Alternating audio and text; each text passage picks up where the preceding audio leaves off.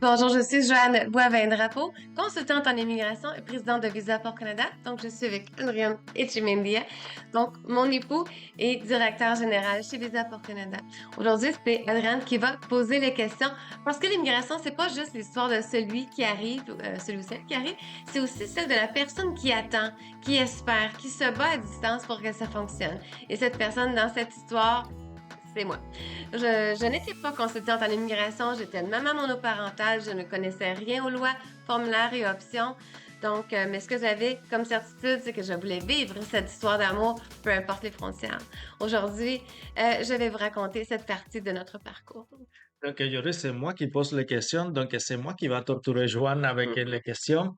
Y en parenthèse, à la fin de la vidéo, si vous voulez nous dire Des qu'est-ce que idées? décider de qu'est-ce que vous Oui. voulez écouter, de qu'est-ce que vous voulez qu'on vous raconte, laissez-nous savoir. On va le faire pour vous, OK?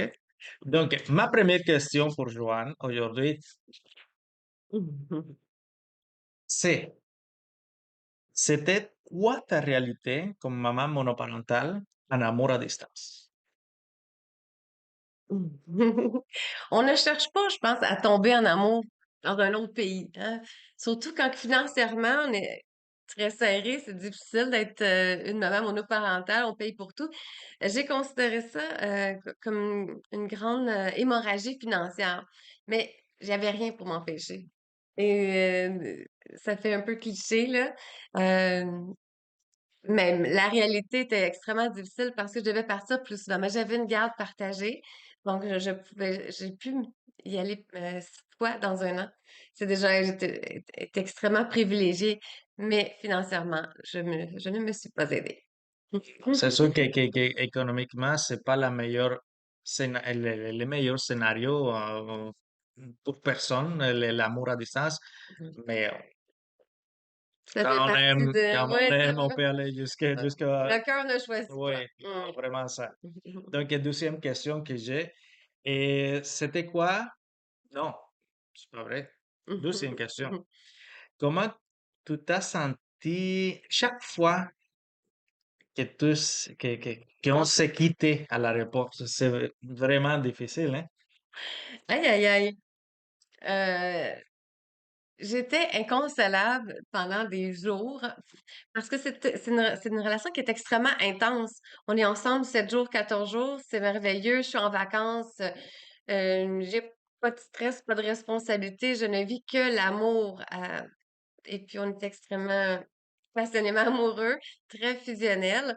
Donc, c'était un déchirement sans nom à l'aéroport. Donc, quand j'ai des clients qui m'appellent, qui me disent, ah, je reviens de tel pays, j'étais voir mon époux, ça me fait mal à chaque fois, je revis cette douleur-là. Et oui, j'en ai pleuré, j'en ai versé des larmes. Je vous rajoute à ça, ça fait 16 ans qu'on est en relation. Même encore, c'est comme ça, OK? Donc, Quand on doit voyager un sans l'autre, c'est difficile. c'est pour le travail souvent. Et je pleure encore à l'aéroport. C'est difficile, c'est difficile. Donc, ma troisième question pour passer à la prochaine. Donc, pourquoi tu retournais si souvent à Cuba malgré tout ce que te demandais? J'avais besoin d'être avec toi. Je, je suis une amoureuse passionnée. J'avais besoin de ta présence et je ne savais pas quand est-ce qu'on pourrait vivre ensemble. Et chaque journée passée avec toi à Cuba, ben, ça me rapprochait un peu plus de notre objectif. Oui, OK. Mm, mm, Écoutez, mhm. c'est des vraies histoires, c'est des vrais trucs qu'on vous raconte, c'est qu'est-ce qu'on a vécu, OK? Quatrième question. Même si on peut paraître quétaine un peu. Ouais, on est là. Pourquoi tu n'as pas tenté un visa de visiteur pour moi? Oh, la question qui tue.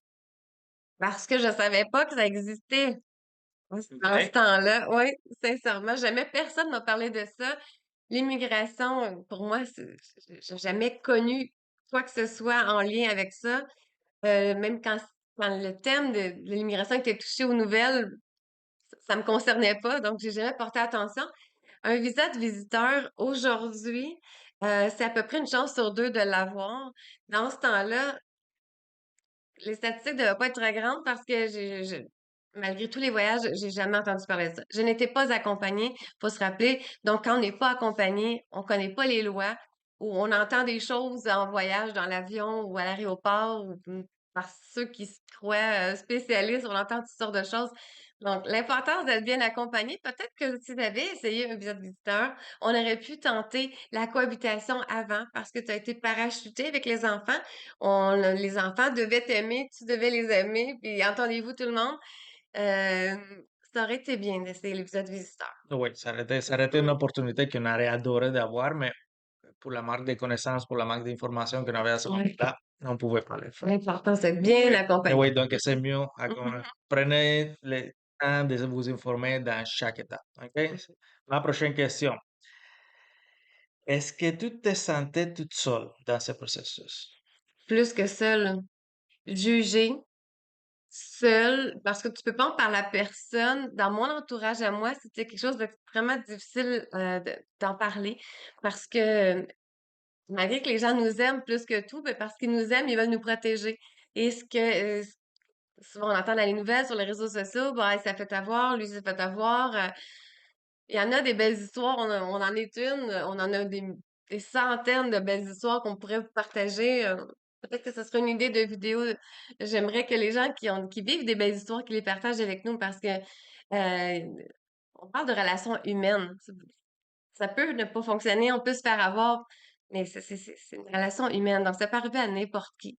Donc, à un moment donné, quand tu sens cette option-là, cette force d'amour-là, j'ai décidé de suivre mon instinct. Tout simplement. Est-ce que tu as tout pensé d'arrêter? Est-ce que j'ai pensé arrêter le processus migratoire, le processus... Le processus migratoire, notre relation en traversant toute cette histoire-là? J'ai une anecdote que je me souviens dans les 2, 3 premiers voyages, je disais c'est trop difficile une relation à distance, j'ai pas d'argent pour entretenir la relation pour voyager. Je te disais mais laisse-moi, ça va être plus facile, je vais hein, tu te rappelles là? Oui, tu Ouais, leur disais, quitte-toi, quitte-moi, je suis dans mon retourne dans pays, ton pays. je peux pas m'en aller d'ici, je suis là, je suis chez moi. Mais mais bon, l'amour a été plus fort que tout. Euh, J'aurais aimé arrêter le système d'immigration compliqué. J'aurais aimé que ce soit facile. Viens chez moi pour le week-end, on va voir si t'aimes ça.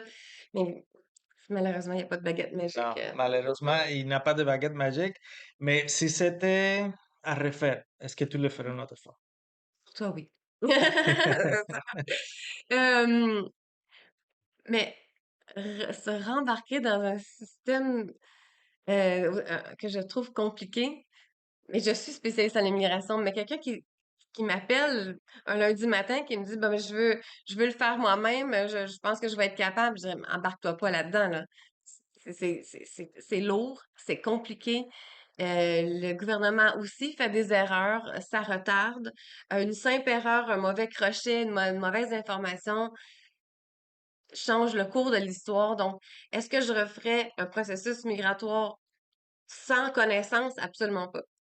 Être accompagné par Visa pour Canada, oui, c'est évidemment, c'était toi le candidat. Ben, ma prochaine question, que dirais-tu à une femme qui veut vivre la même chose, qui veut embarquer dans cette aventure-là? En fait, il faut vivre ce qu'on a à vivre. Et même, je te l'ai toujours dit et répété, si la relation n'avait pas fonctionné, je suis devenue une meilleure personne. J'ai appris une nouvelle langue, j'ai connu une nouvelle culture, une nouvelle gastronomie, même de la nouvelle musique. Donc, pour ce que j'avais appris, grandi, que si j'avais vécu une journée, 10 ans, 100 ans, j'ai grandi là-dedans. Donc, c'est sûr que quelqu'un qui me dit que j'ai pas d'argent demain matin, ça coûte de l'argent, l'immigration, mais on n'est pas obligé de tout faire en même temps. On peut se marier dans un premier temps, puis quand les sous arrivent, on commence le parrainage. Mhm. On peut prendre des ententes de paiement. Tout est dans la discussion. Pour revenir à la question, est-ce que une suggestion à ceux qui ont besoin d'informations par rapport autant la complexité de l'immigration quand on est bien accompagné, ça peut devenir facile.